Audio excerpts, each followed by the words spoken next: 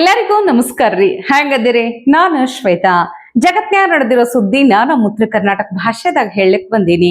ಮಸ್ತ್ ಚಾ ಕುಡ್ಕೋತ ಖಡಕ್ ಮಿರ್ಚಿ ಮಂಡಕ್ಕಿ ನೋಡ್ರಿ. ಇವತ್ತು ಕರ್ನಾಟಕ ರಾಜಕೀಯ ಇತಿಹಾಸದಾಗ ನೆನಪಿಡುವಂತಹ ದಿನ. ಒಂದಲ್ಲ ಎರಡಲ್ಲ 3 ವರ್ಷಗಳಿಂದ DCM DK ಶಿವಕುಮಾರ್ ಅಂತ ಹೇಳಿ ಒಂದು ಅದೇ ರೂಢಿಯಾಗ್ಬಿಟ್ಟಿತ್ತು ನೋಡ್ರಪ್ಪ.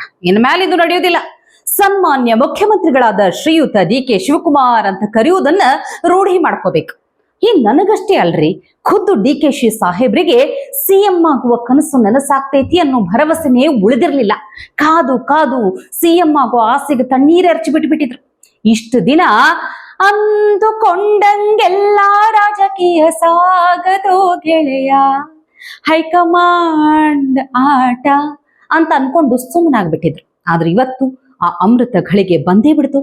ಕನಸೋಯಿದು ನನಸೋಯಿದು ಅನ್ಕೊಂತನೆ CM ಆಗಿ ಪ್ರಮಾಣ ವಚನ ಸ್ವೀಕಾರ ಮಾಡಿದ್ರು. ವೀರ ಗಂಗಾಧರ ಅಜ್ಜನ ಹೆಸರಿನ್ಯಾಗ DKಶಿ ಸಾಹೇಬ್ರು CM ಆಗಿ ಪ್ರಮಾಣ ವಚನ ಸ್ವೀಕರಿಸಿದ್ರು ನೋಡ್ರಿ. ಆ ಟೈಮ್ನ್ಯಾಗ ಅಭಿಮಾನಿಗಳ ಕೂಗು ಜೋರಾಗಿತ್ತು ಬಿಡ್ರಿ. DK ಶಿವಕುಮಾರ್ ಎಂಬ ಹೆಸರಿನಾದ ನಾನು ಕಾನೂನು ಮೂಲಕ ಸ್ಥಾಪಿತವಾದ ಭಾರತದ ಸಂವಿಧಾನ ವಿಷಯದಲ್ಲಿ ನಿಜವಾದ ಶ್ರದ್ಧೆ ಮತ್ತು ನಿಷ್ಠೆಯನ್ನು ಹೊಂದಿರುತ್ತೇನೆಂದು, ನಾನು ಭಾರತದ ಸಾರ್ವಭೌಮತ್ವವನ್ನು ಮತ್ತು ಅಖಂಡತೆಯನ್ನು ಎತ್ತಿ ಹಿಡಿಯುತ್ತೇನೆಂದು ಮತ್ತು ಕರ್ನಾಟಕ ರಾಜ್ಯದ ಮುಖ್ಯಮಂತ್ರಿಯಾಗಿ ನನ್ನ ಕರ್ತವ್ಯವನ್ನು ಶ್ರದ್ಧಾಪೂರ್ವಕವಾಗಿ ಮತ್ತು ಅಂತಃಕರಣಪೂರ್ವಕವಾಗಿ ನಿರ್ವಹಿಸುತ್ತೇನೆಂದು, ಭಯ ಅಥವಾ ಪಕ್ಷಾತೀತವಲ್ಲದೆ ರಾಗ ದ್ವೇಷವಿಲ್ಲದೆ ಎಲ್ಲ ಬಗೆಯ ಜನರಿಗೆ ಸಂವಿಧಾನಕ್ಕೆ ಮತ್ತು ಕಾನೂನಿಗೆ ಅನುಸಾರವಾಗಿ ನ್ಯಾಯಯುತವಾಗಿ ಮಾಡುತ್ತೇನೆಂದು ನನ್ನ ಅಜ್ಜ ಗಂಗಾಧರಜ್ಜನ ಹೆಸರಿನಲ್ಲಿ ಪ್ರಮಾಣ ಮಾಡುತ್ತೇನೆ. ಶ್ರದ್ಧಾಪೂರ್ವಕವಾಗಿ ಪ್ರತಿಜ್ಞೆಯನ್ನು ಮಾಡುತ್ತೇನೆ. DKಶಿ ಸಾಹೇಬ್ರು ಹಿಂದೊಮ್ಮೆ ಹೇಳಿದ್ರು, ಎಲ್ಲರೂ ಬದುಕುದೇ ನೋಡ್ರಿ ಭರವಸೆ ಮತ್ತು ಆಕಾಂಕ್ಷೆ ಮೇಲೆ. ಹಿಂಗಾಗಿ ಕಾಲನೇ ಉತ್ತರ ಕೊಡ್ತದ ನಾ CM ಆಗ್ತೀನೋ ಇಲ್ಲೋ ಅನ್ನೋ ಮಾತನ್ನ ಹೇಳಿದ್ರು. ಈಗ ಕಾಲ ಉತ್ತರ ಕೊಟ್ಟೈತಿ. CM ಆಗಿ ಪ್ರಮಾಣ ವಚನ ಸ್ವೀಕರಿಸೇ ಬಿಟ್ರು.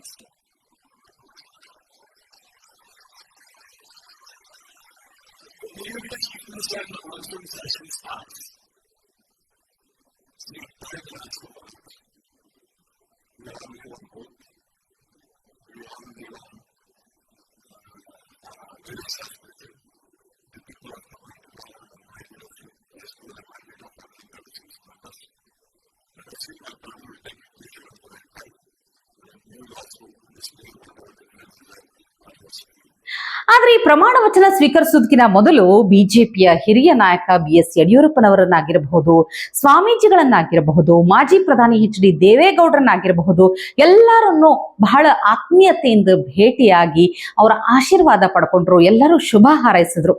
ಖುಷಿ ವಿಚಾರ ಏನಂದ್ರ DKಶಿ ಸಾಹೇಬ್ರು CM ಆಗುವಂತಹ ಈ ಟೈಮ್ನಾಗ ಪಕ್ಷ ಭೇದ ಮರೆತು ರಾಜಕೀಯ ವೈರುಧ್ಯ ಆಗಿರಬಹುದು, ಎಲ್ಲಾ ಸಿದ್ಧಾಂತಗಳನ್ನೆಲ್ಲ ಸೈಡಿಗಿಟ್ಟು DK ಶಿವಕುಮಾರ್ ಅವರಿಗೆ ಎಲ್ಲರೂ ಶುಭ ಹಾರೈಸಿ ಆಶೀರ್ವಾದ ಮಾಡ್ಲಿಕ್ಕೆ ಹತ್ತಿದ್ರಲ್ಲ, ಇದೊಂಥರ ರಾಜಕೀಯದಾಗ ಅಪರೂಪ ನೋಡ್ರಪ್ಪ.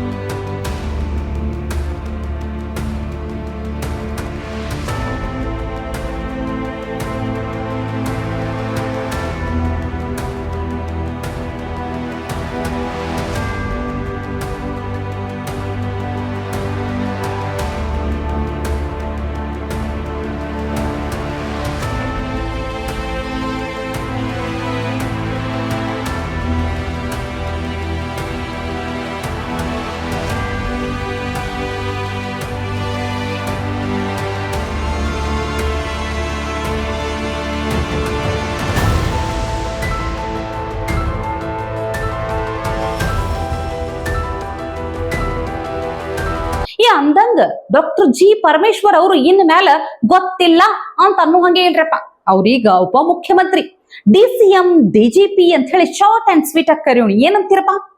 ಇನ್ನು ಈ ಸಚಿವ ಸಂಪುಟದಾಗ ಯಾರೆಲ್ಲಾ ಮಂತ್ರಿಗಳಾಗ್ಲಿಕತ್ತಾರ, ಈಗಿರುವಂತ ಮಂತ್ರಿಗಳು ಯಾರೆಲ್ಲಾ ಸ್ಥಾನ ಕಳ್ಕೊಂಡಾರ ಅಂತ ಒಂದ್ ಸಲ ಲಿಸ್ಟ್ ನೋಡುವುದಾದ್ರ, ಮೊದಲೇ ಹೇಳ್ದಂಗ ಸಚಿವ ಸಂಪುಟ ಅನ್ನೋದು 2 ಹಂತದಾಗ ವಿಸ್ತರಣೆ ಆಗ್ಲಿಕತ್ತೈತಿ. ಮೊದಲನೇ ಹಂತದಾಗ CM DCM ಹೊರತುಪಡಿಸಿ KH ಮುನಿಯಪ್ಪ ಅವರು, KJ ಜಾರ್ಜ್ ಅವರು, ರಾಮಲಿಂಗಾರೆಡ್ಡಿ ಅವರು, MB ಪಾಟೀಲ್ ಅವರು, ಪ್ರಿಯಾಂಕ್ ಖರ್ಗೆ ಅವರು, ಕೃಷ್ಣ ಬೈರೇಗೌಡ, ಸತೀಶ್ ಜಾರಕಿಹೊಳಿ, UT ಖಾದರ್, ಈಶ್ವರ್ ಖಂಡ್ರೆ, ಯತೀಂದ್ರ ಸಿದ್ದರಾಮಯ್ಯ ಇವರೆಲ್ಲ ಮೊದಲನೇ ಹಂತದಾಗ ಮಂತ್ರಿಗಳಾಗಿ ಪ್ರಮಾಣ ವಚನ ಸ್ವೀಕರಿಸ್ಲಿಕ್ಕತ್ರು. ಇನ್ನು ಇಷ್ಟು ದಿನ ಮಂತ್ರಿಗಳಾಗಿ ಅಧಿಕಾರ ಅನುಭವಿಸಿದವರು ಈಗ ಸದ್ಯಕ್ಕೆ ಮೊದಲನೇ ಪಟ್ಟಿನ್ಯಾಗ ಮಿಸ್ ಆದವರು ಒಂದಷ್ಟು ಮಂದಿ ಅದಾರಪ್ಪ. ಅದ್ರಾಗ ಲಕ್ಷ್ಮೀ ಹೆಬ್ಬಾಳ್ಕರ್ ಅವ್ರಾಗಿರ್ಬಹುದು, ಬಹಳ ಟೀಕೆಗೆ ಒಳಗಾದಂಥ ಮಧು ಬಂಗಾರಪ್ಪನವರಾಗಿರ್ಬಹುದು, ಹಂಗೆ ಸಂತೋಷ್ ಲಾಡ್ ಹೆಸರು ಐತಿ. ಓಹೋ, ಅರ್ಥ ಆಯ್ತು ಬಿಡ್ರಿ. ಸಿದ್ದರಾಮಯ್ಯನವರು CM ಸ್ಥಾನಕ್ಕೆ ರಾಜೀನಾಮೆ ಅಂತ ಅಂದ ಕೂಡ್ಲೇನೆ, ಗೊತ್ತಾದ ಕೂಡ್ಲೇನೆ ಸಂತೋಷ್ ಲಾಡೋರು ಯಾಕಿಷ್ಟು ಗಳಗಳ ಅಂತ ಹತ್ತು ಬಿಟ್ರಂತ ಈಗ ಅರ್ಥ ಆಯ್ತು ಬಿಡ್ರಿ. ಇನ್ ಹಂಗೆ ಆಸ್ ಎಕ್ಸ್ಪೆಕ್ಟೆಡ್ ಜಮೀರ್ ಅಹಮದ್ ಖಾನ್ ಮಂತ್ರಿ ಆಗ್ಲಿಕ್ಕತ್ತಿಲ್ಲ ಸದ್ಯದಾಗ.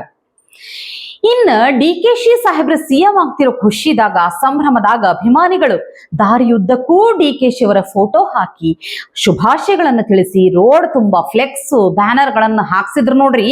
ಆದ್ರ DKC ಅವರು ಹಿಂದೊಮ್ಮೆ ಹೇಳಿದ್ದನ್ನ ಅಭಿಮಾನಿಗಳು ನೆನಪಾರ್ದಂಗ್ ಕಾಣತೈತಿ. ಅಥವಾ ಇವರಿಗೆ ಅಭಿಮಾನಿಗಳಿಗೆ ಏನಾರ ಸ್ಪೆಷಲ್ ಪರ್ಮಿಷನ್ ಕೊಟ್ಟಾರ ಏನ, ಯಾರಿಗೊತ್ತು ಹೇಳ್ರಪ್ಪ. ಫ್ಲೆಕ್ಸು ಆಗ್ತಾನೆ ಇದ್ದಾರೆ, ಎಲ್ಲ ಪಾರ್ಟಿಯವರು ಆಗ್ತಾ ಇದ್ದಾರೆ, ನಮ್ಮ ಪಾರ್ಟಿಯವರು ಆಗ್ತಾ ಇದ್ದಾರೆ, ಎಲ್ಲರ ಶಿಷ್ಯ ಕೋಟಿಗಳು ಆಗ್ತಾರೆ. ಯಾರ್ಯಾರ ಹೆಸರು ಅಲ್ಲಿ ಕೆಳಗಡೆ ಇರ್ತದೆ ಅವ್ರಿಗೆ 50ರಿಂದ 1 ಲಕ್ಷ ರೂಪಾಯಿವರೆಗೂ ಒಂದೊಂದು ಫ್ಲೆಕ್ಸ್ಗೆ ಫೈನ್ ಹಾಕಬೇಕು ಅಂತ ನಾವು ಹೇಳಿದ್ದೇವೆ. ಏಕೆಂದರೆ ಈ ಫ್ಲೆಕ್ಸು ದಂಧೆ ವಿಪರೀತ ಆಗ್ತಾ ಇದೆ. ಬರ್ತಡೇ, ಆ ಬರ್ತಡೇ, ಈ ವಿಶಸ್ಸು, ಆ ವಿಶಸ್ಸು ಅಂತೇಳಿ ಗೌರ್ಮೆಂಟ್ ಏನಾದ್ರು ಒಂದು ಇತ್ತು ಅಂದರೆ ಅದಕ್ಕೊಂದು ಸ್ಟ್ರೀಮ್ ಲೈನ್ ಇದೆ, ಅದು ಲೆಕ್ಕಾಚಾರ ಇದೆ, ಅಡ್ವರ್ಟೈಸ್ಮೆಂಟ್ ಬೋರ್ಡ್ಸ್ ಇದೆ, ಅದನ್ನು ಬೇಕಾದ್ರೆ ತೆಗೆದುಕೊಂಡು ಯಾರು ಬೇಕಾದ್ರೂ ಮಾಡ್ಬೋದು. ಅದು ಬಿಟ್ಟರೆ ಬೇರೆ ಎಲ್ಲೂ ಕೂಡ ಹಾಕಲಿಕ್ಕೆ ಅವಕಾಶ ಇಲ್ಲ. ಸೊ ಫ್ಲೆಕ್ಸ್ಗೆ ನಾನು ಇವತ್ತೇ ಮತ್ತೆ ನಾನು ಜಾಗೃತಿಯನ್ನು ಎಲ್ಲರಿಗೂ ಹೇಳ್ತಾ ಇದ್ದೀನಿ, ಎಲ್ಲ ಕಾರ್ಯಕರ್ತರು, ಎಲ್ಲ ಪಕ್ಷದವ್ರಿಗೂ ಹೇಳ್ತಾ ಇದ್ದೀನಿ. ನೀವು ಹಾಕಿ ಅನುಭವಿಸಿ ನೋಡಿ, ಗೊತ್ತಾಗ್ತದೆ. ನಾವು ಪೊಲೀಸವ್ರಿಗೂ ಹೇಳಿದ್ದೀವಿ, ಪೊಲೀಸ್ಗೂ ರೆಸ್ಪಾನ್ಸಿಬಿಲಿಟಿ ಕೊಟ್ಟಿದ್ದೀವಿ, ನಮ್ಮ ಕಾರ್ಪೊರೇಷನ್ಗೂ ರೆಸ್ಪಾನ್ಸಿಬಿಲಿಟಿ ಕೊಟ್ಟಿದ್ದೀವಿ. ಪೊಲೀಸ್ ಅವರು ನಮ್ಮ ಕಾರ್ಪೊರೇಷನ್ ತಿಳಿಸೋವಂಥದ್ದು. ಸೊ ಅದಕ್ಕೇನು ಬೇಕೋ ಕಾನೂನು ಪ್ರಕಾರ ತೆಗೆದುಕೊಂಡು ಬೆಂಗಳೂರು ಬ್ಯೂಟಿನ ಫ್ಲೆಕ್ಸ್ ಕಟ್ಟೋದ್ರಿಂದ ಹಾಳು ಮಾಡ್ತಾ ಇದೀನಿ ಅಂತೇಳಿ ಅವ್ರ ಮೇಲೆ ಕೇಸ್ ಇಟ್ಕೊಳ್ಳುವಂಥ ಕೆಲಸಕ್ಕೆ ಮಾಡ್ತೀವಿ. ನಮ್ಮ ನೆರಳೇ ನಮಗ ಉರುಳಾದ್ರೆ ಹೆಂಗಾಗ್ತೈತಿ, ನಮ್ಮ ಮಾತೇ ನಮಗ್ ಮುಳ್ಳಾದ್ರೆ ಹೆಂಗಾಗ್ತೈತಿ, ಕನ್ನಡಿನೇ ನಮಗೆ ಹಿನ್ನಡೆ ತಂದ್ರೆ ಹೆಂಗಾಗ್ತೈತಿ ಅನ್ಲಿಕ್ಕೆ ಇದ ಸಾಕ್ಷಿ ನೋಡ್ರಿ. ಈಗ DKC ಸಾಹೇಬ್ರು ಏನ್ ಮಾಡ್ತಾರ, ಪಾಪ ಪ್ರೀತಿ ಅಭಿಮಾನ ಕಾಳಜಿಯಿಂದ ಬ್ಯಾನರ್ ಹಾಕ್ಸಾರ, ಹೋಗ್ಲಿ ಬಿಡು ಅಂತ ಸುಮ್ಮನೆ ಬಿಟ್ಬಿಡ್ತಾರ, ಅಥವಾ ರೂಲ್ಸ್ ಅಂದ್ರ ರೂಲ್ಸ್, ಎಲ್ಲರಿಗೂ ಒಂದೇ ರೂಲ್ಸ್ ಅಂತ ಹೇಳಿ ಸ್ಟ್ರಿಕ್ಟ್ ಆಗಿ ಕ್ರಮ ತಗೋತಾರ. ನೋಡೋಣ CM ಆಗಿ ಹೆಂಗ್ ಕಾರ್ಯನಿರ್ವಹಿಸ್ತಾರ ಅನ್ನುವಂಥದ್ದು. CM ಆಗಿ ಹೆಂಗ್ ಕ್ರಮ ತಗೋಬೇಕನ್ಲಿಕ್ಕೆ ಎಕ್ಸಾಂಪಲ್ ನೋಡ್ರಿ. ಈಗ ಪಶ್ಚಿಮ ಬಂಗಾಳದಾಗ ಹೊಸ CM ಸುವೇಂದು ಅಧಿಕಾರಿ ಅವರು ಸೀದಾ ಹೇಳ್ಬಿಡ್ತಾರ್ರಿ, ನೀವು ದೇಶದಾಗ ಇರ್ಬೇಕು ಅಂತಂದ್ರ ಒಂದೇ ಮಾತರಂ ಹಾಡ್ಬೇಕು, ಜನಗಣಮನ ಹೇಳ್ಬೇಕು, ಜನವರಿ 26, ಆಗಸ್ಟ್ 15 ಈ ದಿನಗಳನ್ನು ನೀವು ಗೌರವಿಸಬೇಕು, ಸಾಲಿದಾಗೆ ಒಂದೇ ಮಾತರಂ ಹೇಳುವಂತ ಭಾರತೀಯ ಸಂಸ್ಕೃತಿ ಇರುವಂತದ್ದು. ಸೀದಾ ಏಕ್ ಮಾರ್ ದೋ ತುಕುಡ ಅನ್ನೋಂಗ ಸೀದಾ ಹೇಳ್ಬಿಡ್ತಾರ ಅವ್ರು. रहना है तो वंदे मातरम बोलना है, देश में रहना है तो जनगण मन अधिनायक बोलना है, देश का रहना है तो 26 जनवरी और 15 अगस्त को सम्मान करना है. इतिहास को चेंज करने का कोई कोशिश किया, लेकिन इतिहास चेंज नहीं हो सका. 1947 20 जून डॉक्टर श्यामा प्रसाद मुखर्जी, उन्होंने बंगाल को हिंदू होमलैंड को भारत मुक्ति किया. ಇಂಥ ಸ್ಟ್ರಿಕ್ಟ್ ಆಗಿರುವಂತಹ ರಾಜಕಾರಣಿಗಳು ಇನ್ನೂ ಹೆಚ್ಚೆಚ್ಚು ಬೇಕು ಅಂತ ಹೇಳ್ತಾ ಇವತ್ತಿಗೆ ಸುದ್ದಿ ಸಾಕಲ್ಲ, ನಾಳೆ ಇಂಥವೇ ಮತ್ತೊಂದಷ್ಟು ಸುದ್ದಿ ತರ್ತೀನಿ. ಚಾ ಇಟ್ಕೊಂಡು ಮಿರ್ಚಿ ಮಂಡಕ್ಕಿ ನೋಡ್ಲಿಕ್ಕೆ ಕಾಯ್ಕೊಂಡಿರ್ರಿ. ಟಿವಿ ವಿಕ್ರಮ, ದೇಶ ನಿಮ್ಮ ಕೈಯಲ್ಲಿ. ಈ ಕಾರ್ಯಕ್ರಮ ನಿಮಗೆ ಇಷ್ಟ ಆಗಿದ್ದಲ್ಲಿ ಲೈಕ್, ಶೇರ್ ಹಾಗೂ ಕಮೆಂಟ್ ಮಾಡಿ. ಟಿವಿ ವಿಕ್ರಮದ ಕಾರ್ಯಕ್ರಮಗಳನ್ನು ನಿರಂತರವಾಗಿ ವೀಕ್ಷಿಸಲು ಸಬ್ಸ್ಕ್ರೈಬ್ ಮಾಡಿ, ಬೆಲ್ ಐಕನ್ ಒತ್ತಿ.